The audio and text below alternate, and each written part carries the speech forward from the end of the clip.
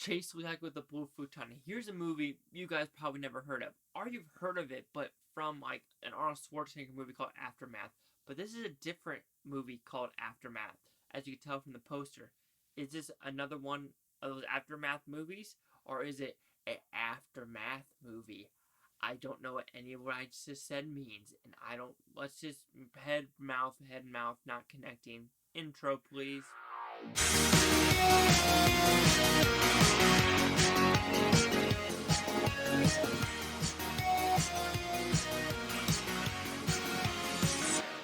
Aftermath, what's it about?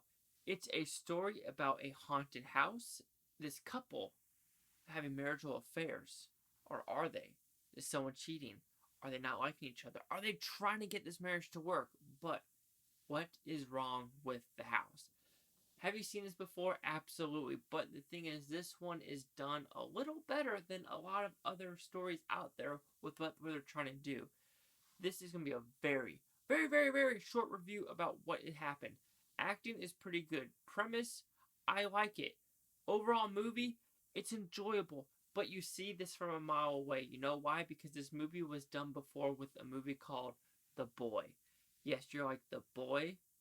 That's all I'm going to say, because if you haven't seen The Boy, this movie will not be a shocker to you. But if you've seen The Boy, you've seen this twist from a mile away of what is actually happening in this house.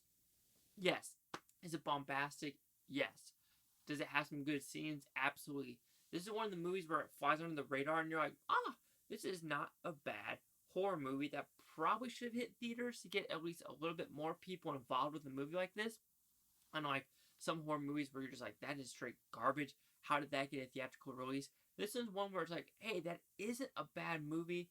Premise you've seen before, but I like how it's constructed with the horror elements, because some of the horror elements you're like, I dig it. I could see where this is going from, especially a good mannequin scene with, because she's also like a dresser of like, a designer making dresses and everything. There's a good mannequin scare scene in this movie, as well as just like, what is actually happening in this house? Is she going crazy? But you've seen this movie before. Is that a fault? No. There are some interesting scares in this movie. Like I said a million times before, like I said, it's going to be a very, very short movie or review. Decently acted, decent production design of the house. It's a very cool looking house and what they're doing for it.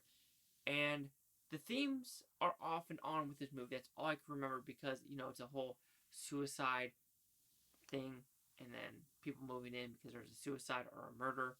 One of those two, I can't really remember. It's been a while.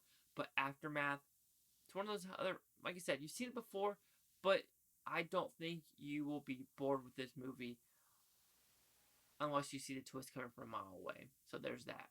Aftermath will receive a 3 out of 5 blue futons. Equals at 60%. Wow. This is a shit review. Let's just do the critics, yo. So Aftermath, yeah, it's Ashley Greene and Shawn Ashmore. But apparently the critics, there's 3 of them. I don't know what it's positive and negative. But the audience score is at 25% with over 100 of them. And we have 3 negatives. Oof. I can kind of understand, though, why.